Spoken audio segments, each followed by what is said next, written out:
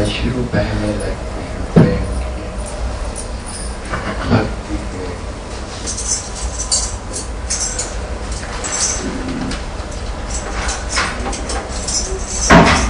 मौजूद रहे, यही हमारी दुआ है,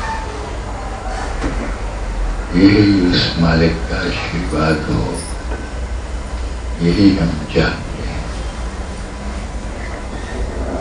मां प्यार का सागर है, अथाह सागर है। उसकी एक दृष्टि से इंसान के जन्म जन्म के सब पाप धुल जाते हैं। एक दृष्टि ही काफी है उनकी। मैं बार बार निहारता हूँ उस माँ को।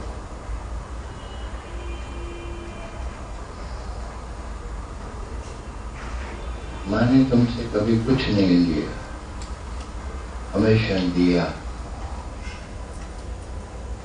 हमेशा दिया। देना ही उसका स्वभाव है, देना ही उसका स्वभाव है।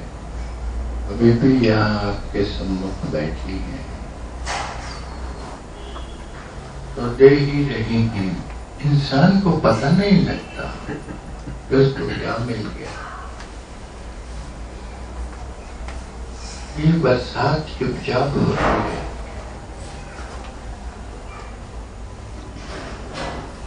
खबर भी नहीं मिलती किसी को। कोई ढोल ढमक्का करके थोड़े ही आती है ये कृपा उस माँ की। उस माँ की दया तो चुपचाप तुम्हारे घर, इंसान को पता नहीं चलता। सुबह उठता है, देखता है बगिया में फूल खिल गए, किसी ने बोए भी नहीं वो फूल,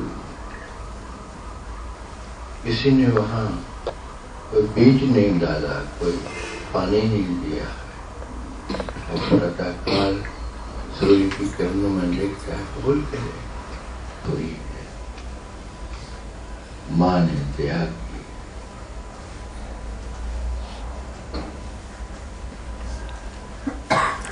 अचानक तुम्हारे जीवन में खुशी उतर आती,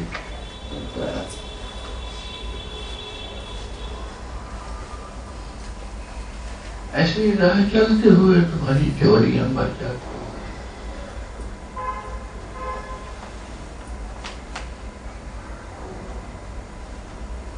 जब इस समय, इस पल वो वर्षा तुम पर भी हो जाए,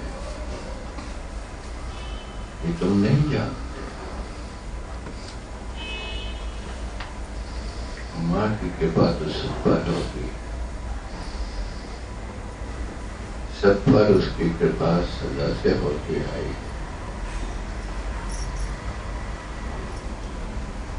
इंसान कृतज्ञ नहीं है, इंसान चुप नहीं करता, वो अपने संसार में इतना खोया रहता है।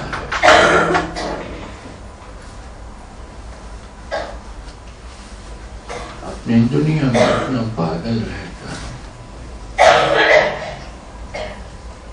हर कर्म के पीछे अहंकार, हर कर्म के पीछे मैं, उसी के कारण वो कृपा नहीं ले पाता।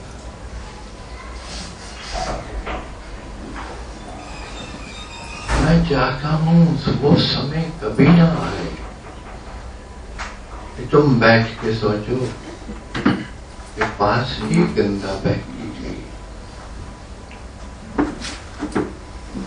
पास ही नजारे थे जीवन के, ये विभूतियां बरस रही थी, दौलत लुटाई जा रही थी, हम आंखें बंद करके बैठे। तो गंगा ने बहना बंद कर दिया। ऐसा समय कभी ना आए। अब वो जो दौलत लुटाई जा रही थी, लुटाने वाले ओझल हो गए आंखों से। ऐसा समय कभी ना आए। कभी वो मुकाम तुम्हारे जीवन में ना आए कि तुम्हें ऐसा सोचना पड़े कि जल स्रोत पास ही थे और मैं प्यासा रहा।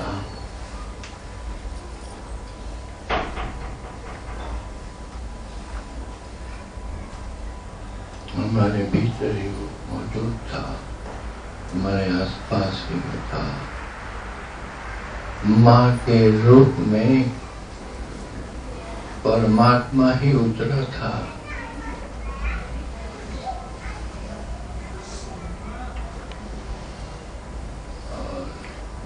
प्रकाश, ऐसा समय कभी न आए कि तुम अंधकार में हो और तुम आसपास देखने लगो कि कहाँ गया वो प्रकाश, टटोलने लगो, फिर कोसने लगो अपने आप को।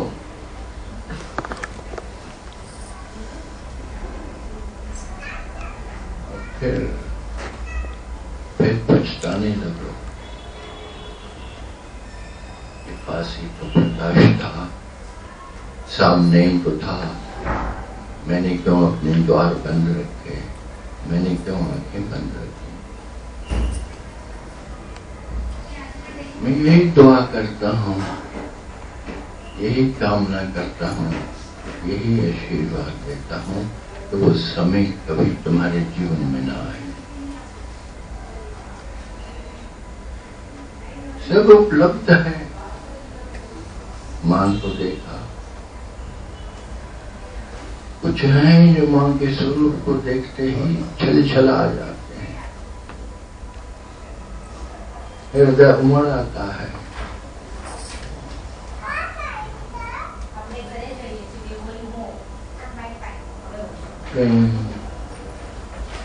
प्रेम उजागर हो जाता है।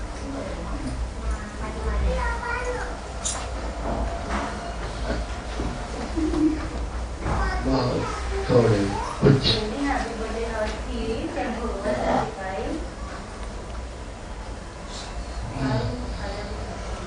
इंसान देख नहीं पाता, कुछ भी तो देख नहीं पाता।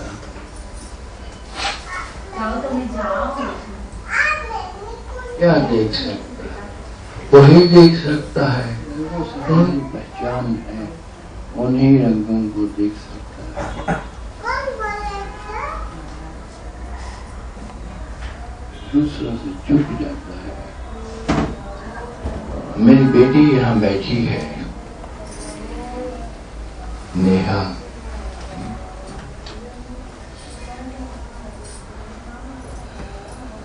ये आचार्य है,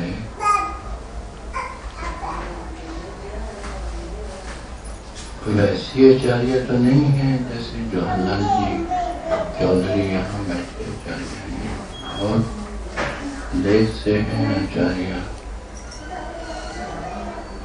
बहुत समय से हैं आचार्य का काम कर रहे हैं इस क्षेत्र में। ये तिवारी साहब बैठे, ये हम तिवारी, कृष्ण मोहन जी तिवारी, ये लखनऊ से हैं, ये भी आचार्य हैं, ये भी सतगुरु का ही काम कर रहे हैं वहां बैठकर। वैसी आचार्य तो नहीं है ये सबसे बड़ी आचार्य। माँ का प्यार है ना, सच्ची माँ का प्यार बोलता है। वो जो आचार्य में होना चाहिए उससे कई ज्यादा वो गुण है, प्रेम, सबको देना, सबकी सेवा करना। यहाँ आचार्य बनते हैं उनमें थोड़ा आराम आ जाता है। मैं रंगों की बात करता था, जहाँ भी ये जाते हैं लोग इससे कहते हैं इतनी लाली न लगाया करो अपने गलों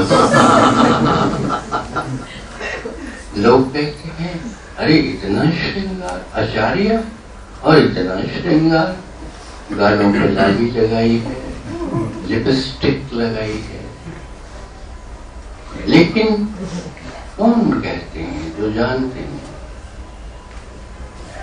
मैंने बचपन से देखा है, अभी तो लाली कम हो गई है।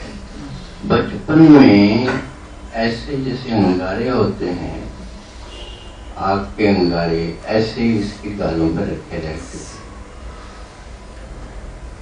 और लोग इसके गालों को खींच खींच के वो फूट फूट के देखते थे कि ये क्या है। और यहाँ तक कि टीचर स्कूल की माँ से कहती थी कि अपनी बेटी को इतनी लाली लगा के स्कूल में मत भेजा करो, और इसको कहना कि जा जाके धो के आ मुंह अपना, इसने मुंह धो के आना वो और लाल हो जाएगा।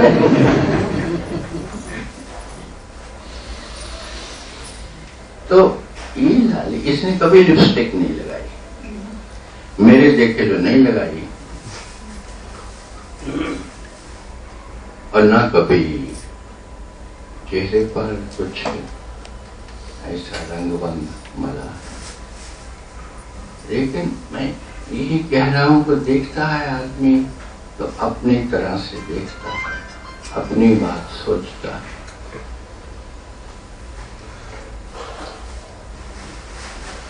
मुझे भी कभी कभी लगता है, शर्म लगती है कि ये मैं काला काला, ये लाल लाल। तो मैं इसको कहता हूँ क्या किया जाए, कैसे करें। बीच में थोड़ा समय आया था कि इसकी लाली कम हो गई थी, वो किन्हीं कारणों से। एक जैसा समय किसी इंसान पे नहीं रहता है,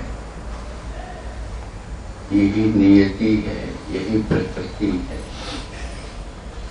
ऐसा ही जीवन है, ऐसा ही संसार है।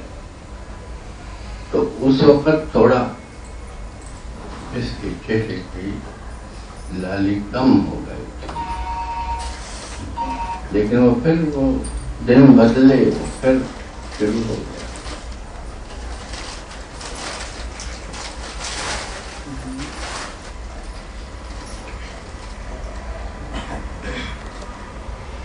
ये मत सोचना कि ये ध्यान करती है इसलिए लाली। ये कोई ध्यान का या मेडिटेशन का या समाधि का फल नहीं है।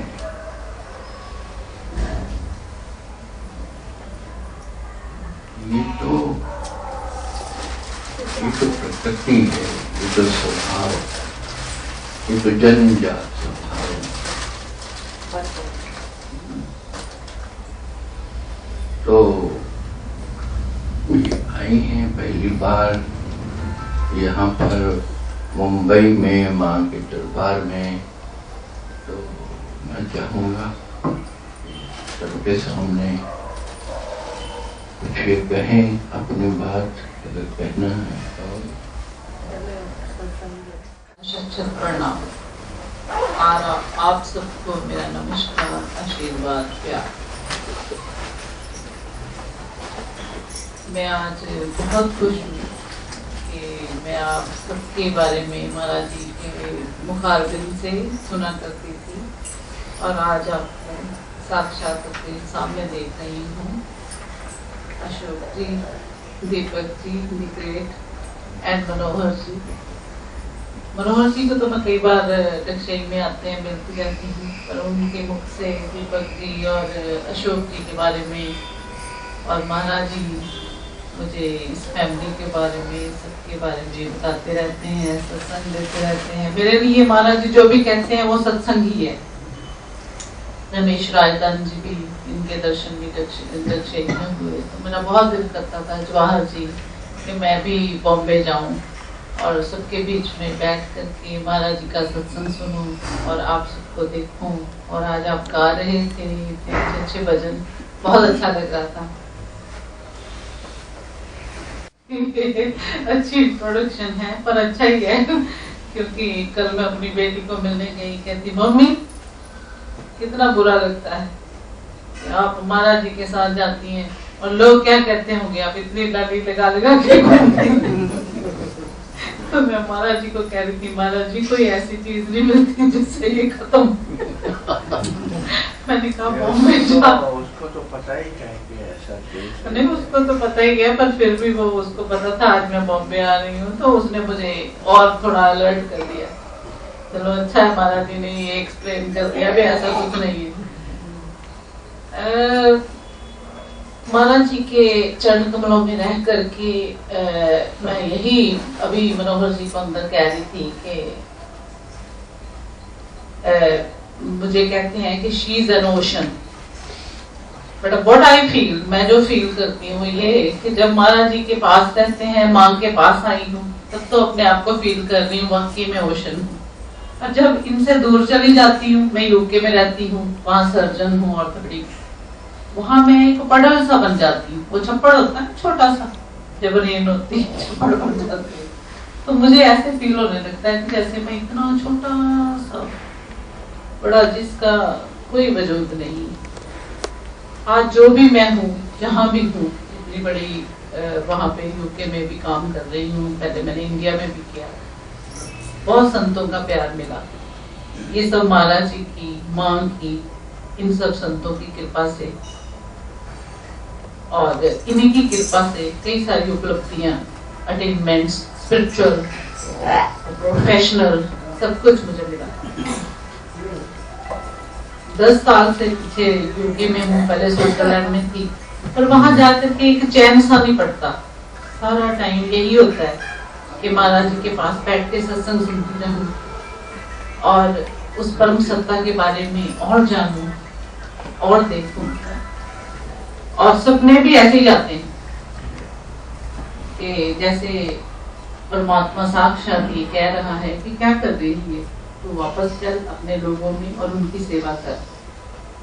और सच मानो तो जब मैं प्रोफेशनली वहां होती हूँ तो इतने सारे बड़े बड़े सर्जन्स के साथ वो सराउंड करके बैठे होते हैं मुझे, और वहां मैं यही फील करती हूँ, यही सोचती रहती हूँ कब मैं पिताश्री के चरण कमलों में जाकर के बैठूं और लोगों की सेवा करूं। और मुझे लोगों की सेवा करने में जो आनंद आता है, जो एक मैं अपना खुशी, बिल्कुल ठीक कहा, फील करती हूँ, वो मैं वहां पर मुझे होता नहीं। पर पिताश्री कहते हैं कि पेशेंट जो तुम्हारा होता है वो तुम्हारा गॉड है। और मैं लिटरली ऑपरेशन थिएटर में जाकर के पेशेंट के पांव टच करती हूँ। और आप लोग हैरान होंगे कि जब मैं पहली बार यूके में बहुत बड़े सर्जन के साथ मैंने ऑपरेट करना था, तो एक नाम आपको जैसे होता है ना, first impression is the last. तो बहुत बड़े सर्जन, उनको किंग ऑफ नी सर्जरी कहते हैं, उनके साथ मैंने काम करना था। तो मैंने पिताश्री से पूछा, मैंने कहा पिताजी आज मुझे ऐसा आशीर्वाद दें कि जाते ही जो है ना मेरा फर्स्ट इंप्रेशन ऐसा हो जाए लोगों के बीच में कि उनको लगे कि कोई इंडियन आई है। Because I love my country, मैं अपने इंडिया को बहुत प्यार करती हूँ, बहुत ज्यादा बड़ी देशभक्त हूँ। जैसे हम अपने परमात्मा को प्यार करते हैं, ऐसे मैं अपनी कंट्री को भी बहुत प्यार करती हूँ। पिताश्री ने कहा कि आज जो तुम नी का ऑपरेशन करने जा रही हो उसका साइज 4 है। तो मैंने कहा ठीक है पिताश्री। मैं गई तो वहां पर जिनको किंग ऑफ नी सर्जरी कहते हैं, इंटरनेशनल लेवल से सारे लोग वहां पर सर्जरी वॉच करने आए हुए थे, क्योंकि उन इंस्ट्रूमेंट्स की इन्वेंशन उस सर्जन ने करी थी। उनका नाम है मिस्टर न्यूमैन। तो मैंने, उसने जब इंट्रोडक्शन दी, कहा आज जो नी का साइज है वो 5 है। तो मैंने धीरे से उनके कान में कहा नो, ये आज साइज 4 है। तो वो जो अंग्रेज लोग होते हैं ना, ये कुछ छुपाते नहीं, इंडियन फिर भी छुपा लेते हैं कि जूनियर ने कहा है तो चलो चुप रहो। कहते मैंने 5 कहा है, बट मेरी असिस्टेंट मेरा नाम लेकर के उन्होंने कहा ये कहती है 4 है। मैंने कहा ठीक है, मैंने नहीं कहा, मेरे पिताश्री ने बताया मुझे। तो वो लोग बड़े हंसे, बड़े ओपन है वो लोग। हाँ, बड़ा इसको ओपनली एक्सेप्ट करते। तो जब नी खुला तो वो साइज 4 था और वो लोग बड़े हैरान हुए। तो हमने उसी पेशेंट का दूसरा गोड्डा भी ऑपरेट करना था।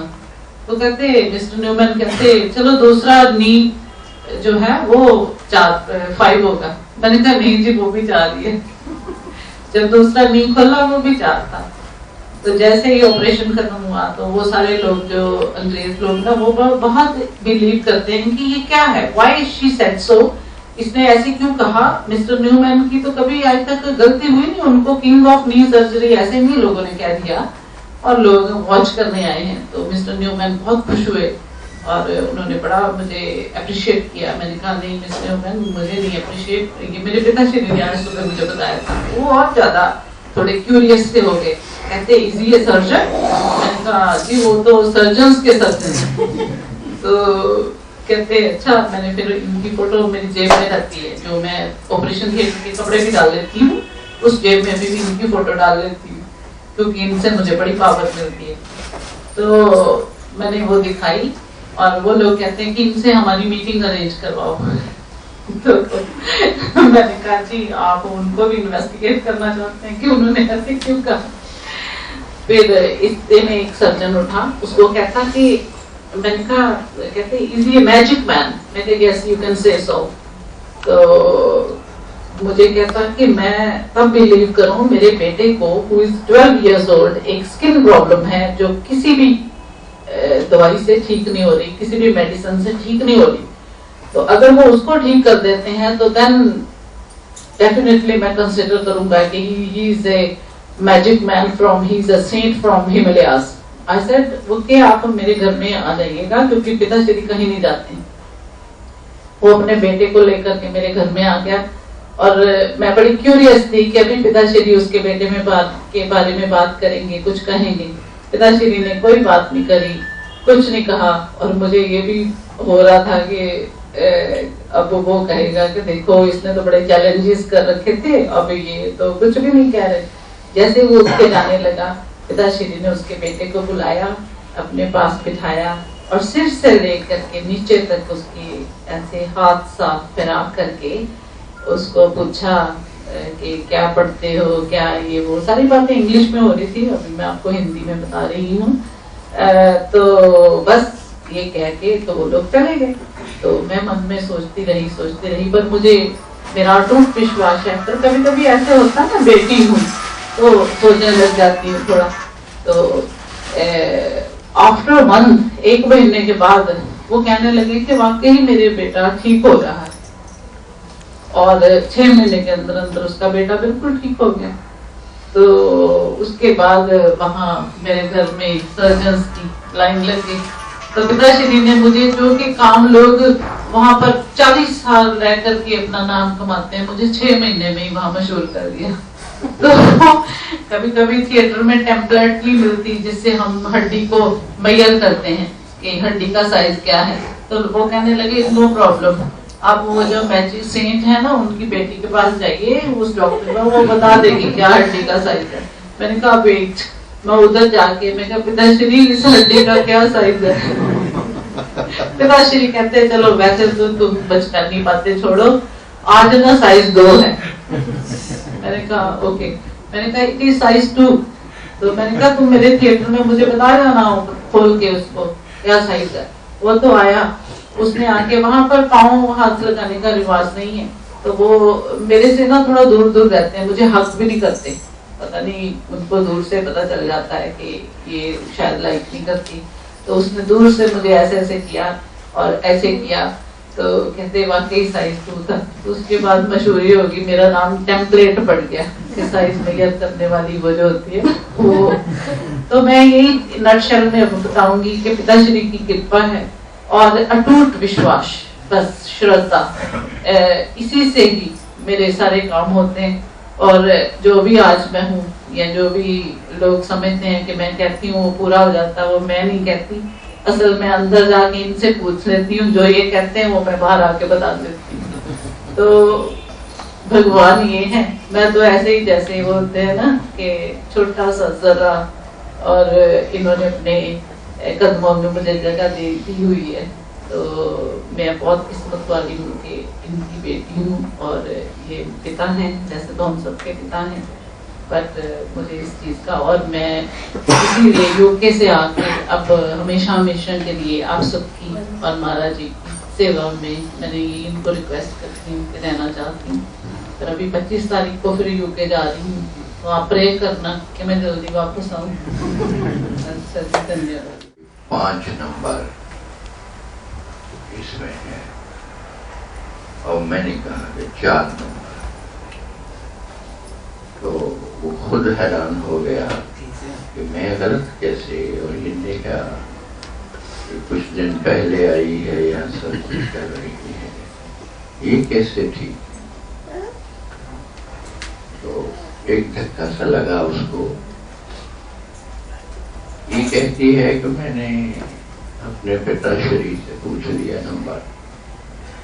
अब पिताश्री को कैसे पता लगता है वो नंबर, वो कैसे पता लगता है? वो ना सर्जन है, ना उसको सर्जरी आती है, ना वो देख पाता है। इस तरह से एक नहीं कई किस्से हुए हैं। ये नंबर मेरे से पूछ लेती है। मेरा इम्तिहान रोज होता है। ये टेस्ट बड़ा मुश्किल है और बड़ा ही खतरनाक किस्म का है कि किसी दिन भी चूक जाओ तो उस दिन आप संत नहीं हो, आप संत गुरु नहीं हो। इतना मुश्किल ये टेस्ट पास करना बड़ा मुश्किल है। मैं इसीलिए कहता हूँ उसको मुझे टेस्ट में न डालो, टेस्ट में डालो ही नहीं तो बचा रहा हूँ। लेकिन नहीं, ये पकड़ लेती है, ये कैसे होगा। अब वो गलत हो जाए, इसकी सारी श्रद्धा गई, श्रद्धा डोल जाती है। लेकिन कुछ ऐसा होता रहा है कि वो ठीक ही बैठता है, चाहे वो तुक्का ही हो, वो ठीक ही बैठ जाता है, हर बार ठीक बैठता है।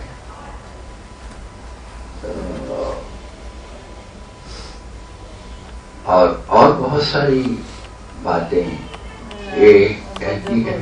शिला में आप थे, वो भी बात बड़ी, मैं आपको जरूर बताना चाहूंगी। बहुत बड़ी बात मेरे साथ जो घटी थी, पहले पिताजी बताएं, फिर मैं शिला में एक बात हुई वो बताऊंगी आपको जरूर। शिला में जहाँ कैंप था हमारा, जब मैं बता दो क्या है। शिला एक जगह है मणिकरण के पास, वहाँ पर ना इधर शिला नाम है गांव का। वहाँ पहाड़ों पे काफी चढ़ाई चढ़ के, जैसे वैष्णो देवी की चढ़ाई है ना, वो तो फिर भी आसान है, ये बड़ी डिफिकल्ट चढ़ाई है। वहाँ जाकर के पिताश्री तपस्या कर रहे थे, कई सालों की बात है, ये 1999 की बात है। तो वहाँ पर ये तपस्या करने के लिए गए, तो मेरा ना मन जैसे बड़ा विचलित सा हुआ, तो मेरा दिल करे मैं इनके दर्शन करके आऊँ। तो वैसे मुझे चलना अच्छा नहीं लगता पैदल, बट इनके दर्शनों के लिए मुझे पता था ये शक्ति दे देंगे। तो मैं जब गई तो काफी पहाड़ों की चढ़ाई चढ़ के बड़ी मुश्किल से इनके पास पहुंची, और जैसे ही मैं इनके सामने जाके खड़ी हुई, क्योंकि जहाँ पे पिताश्री थे वहां पर टेलीफोन कुछ नहीं था, ये बहुत जंगल जैसे होते हैं ना, ऐसे वहां पर ये बैठे थे तपस्या के लिए।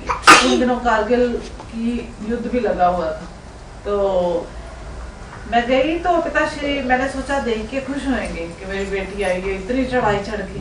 और जैसे हम लड़के सोचते हैं ना कि भी बच्चे जाते हैं कि पापा कहेगा अरे बेटा तुम आ गए, मैंने कहा ऐसे कहेंगे मुझे। तो पिताश्री देखते मुझे कहते तुम क्यों आई हो यहाँ? तो मैंने कहा जी आपके दर्शन करने। कहते तुम्हें पता है वहाँ अंग्रेज लोग आकर के तुम्हें स्कॉलरशिप देने के लिए वेट कर रहे हैं। तो मैं छुट्टियों पे थी, लीव होती ना एनुअल लीव, उस पे थी। मैंने मन में सोचा ये मुझे ना यहाँ से भगाने के लिए ये सब कह रहे हैं, तो मुझे बुरा भी लगा और दुख सा भी हुआ कि पहाड़ों पे आते ही महाराज जी को क्या हो गया, ये खुशी नहीं हुआ मुझे देख के। और फिर उसके बाद ये अपना गुफा में चले गए और तपस्या के लिए। तो 2 दिन बीत गए, बाहर नहीं आए, मैं वहां पर बैठी रही। उसके बाद ये बाहर जब नहीं आए तो मुझे लगा कि ये पिताश्री नाराज हो गए हैं कि मैं आ गई हूँ ऐसे। तो फिर पिताश्री आए 2 दिन के बाद, कहते मैं सच में कह रहा हूँ कि वो स्कॉलरशिप देने के लिए, ऐसा स्कॉलरशिप जो तुम्हारी जिंदगी बदल देगा कैरियर वाइज, प्रोफेशनली, तो तुम जाओ वापस। तो मैंने कहा चलो ठीक है। मैं आई, जैसे ही आकर के मैंने बैग रखा घर पे, फोन बजा, मेरे बॉस ने मुझे फोन किया कि इमीडिएटली तुम हॉस्पिटल आ जाओ, इंटरनेशनल लेवल से एक टीम आ रही है हमें वॉच करने के लिए, ये सर्जरी हमने करनी है। तो वो हमेशा कोई भी ऑपरेशन खास करते थे तो मुझे साथ लेके करते थे, क्योंकि उनको मनोहर जी जैसे किसी विद्वान ने बताया था, पंडित जी ने, कि इनके साथ आप करोगे तो आपको बहुत नाम होगा, ये होगा। तो वो वहम में ना मुझे बुला के ही साथ करते थे। तो जैसे मैं गई तो स्विट्जरलैंड से एक सर्जन आए, उन्होंने वॉच की सर्जरी।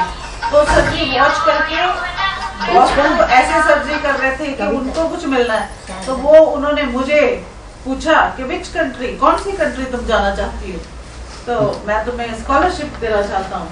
तो मैंने कहा, जैसे ऐसे लगे जैसे कोई मजाक सा होता है, और मुझे महाराज जी की भी बात याद आ रही थी कि महाराज जी ने ऐसे कहा। उसने कहा स्विट्जरलैंड, जर्मनी, यूएसए, ऑस्ट्रेलिया। तो वो तो ऐसे इन कंट्रीज का नाम ले रहा था जैसे कहीं नेक्स्ट किसी विलेज में जाना है। तो मैंने कहा स्विट्जरलैंड। तो वो हंस पड़ा, कहता कि तुमने स्विट्जरलैंड क्यों कहा? मैंने कहा मेरे पिताश्री हमेशा बात करते हैं, जब मैं छोटी थी, भगवान जैसे बच्चों को कहते हैं वहाँ स्वर्ग में होते हैं, तुम अच्छे काम करोगी, उसको याद करोगी तो उसके दर्शन होंगे। तो मैंने कहा मैंने ना, हो सकता मर के मैं स्वर्ग में ना जाऊँ, पर जीते जी I want to see heaven on this earth. तो वो स्विट्जरलैंड है। तो उसने मुझे साइन कर दिया और मुझे इतना बड़ा इंटरनेशनल लेवल का स्कॉलरशिप मिला। उसी के बेसिस पे बाद में मेरी यूके की नौकरी लगी, वहां से टिकट आया, वहां से लोगों ने सब कुछ। तो वो तब मुझे पिताश्री की बात याद आई कि वो स्कॉलरशिप ऐसा तुम्हें मिलने जा रहा है जिससे तुम्हारा करियर बदल जाएगा, प्रोफेशनली तुम्हें बड़ी आगे होगी।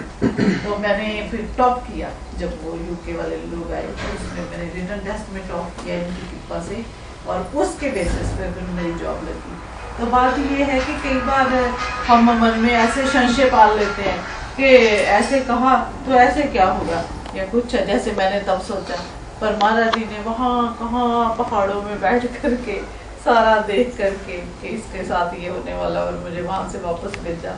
और ना मैं कहना मानती, जैसे 2 दिन बैठी रही तो मैं सोचती हूँ कि हो सकता है, क्योंकि प्रोफेशनली मैं अपने प्रोफेशन को बहुत प्यार करती हूँ, लाइक करती हूँ। तो ये बात भी मैं आप लोगों से शेयर करूँगा। मैंने आपसे ऐसी अक्सर होती रहती हैं।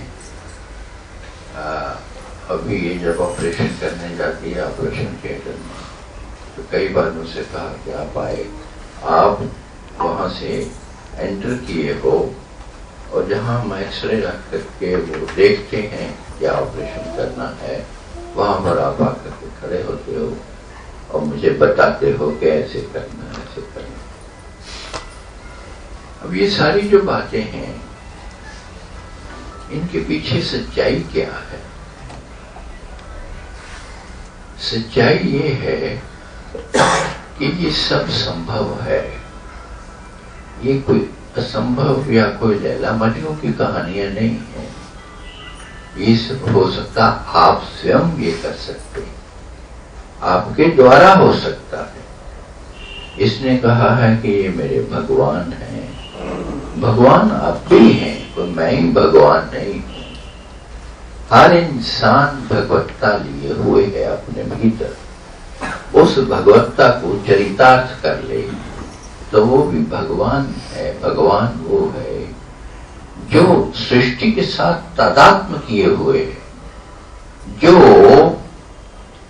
एक वजूद में रहता हुआ अनंत के साथ एक है, जो वो परमात्मा सत्ता है।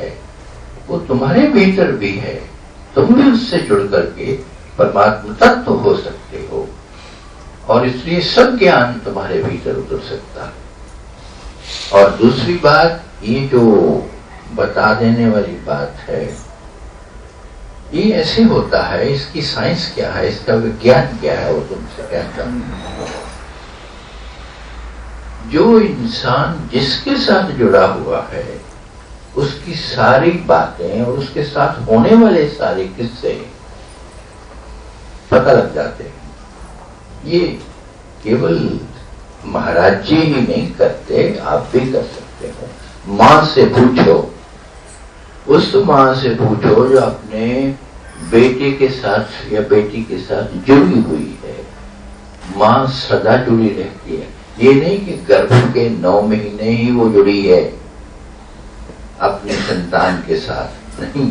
संतान जब बाहर भी आ गई है तो भी वो एक अदृश्य सूत्र के साथ उससे जुड़ी है, अगर वो सच्ची माँ है। और अगर बेटा या बेटी भी माँ के प्रेम में है तो क्या होगा कि बेटा अमेरिका में है और उसके सिर में दर्द हो रहा है, छोटी सी बात है, तो इधर माँ को दर्द हो जाएगा सिर में और माँ को पता लग जाएगा कि मेरा बच्चा बीमार है, उसको कोई समस्या खड़ी हो गई है, बुखार आ गया है, चोट लग गई है, एक्सीडेंट हो गया है। ऐसा रोज हो रहा है कि जहां पर तुम्हारा तादात्म्य है, तुम्हें वहां की सारी सूचनाएं, सारी इंफॉर्मेशन मिलने लगती है। और जो लोग जितनी गहराई से अपने इष्ट के साथ, अपने सतगुरु के साथ जुड़े हुए हैं, वो एकदम अपनी तकलीफें या अपने दुख या अपनी यातनाएं पहुंचाते रहते हैं सतगुरु तक। सतगुरु को पता लगता रहता है और वो स्वतः, ये स्वचालित सिस्टम है, वो स्वतः एक प्रकार का आशीर्वाद खींचते रहते हैं उस सतगुरु से। लेना नहीं पड़ता, मांगना नहीं पड़ता कोई आशीर्वाद। अगर कहीं कोई सच्चा भक्त दुखी है तो वो भक्त जिसकी भक्ति करता है, जिसको वो भगवान मानता है, उसके द्वारा वो स्वतः आशीर्वाद, शक्ति, आनंद और ज्ञान जिसकी जरूरत है उस आदमी को, उस भक्त को, वो बहने लगता है, वो मिलने लगता है। ये प्रकृति का नियम है। इस नियम का कोई अपवाद नहीं है, कोई इसका विरोध नहीं है। ये सदा से है ये नियम, आज भी लागू है, कल भी ये लागू रहेगा। जो जिससे जुड़ गया,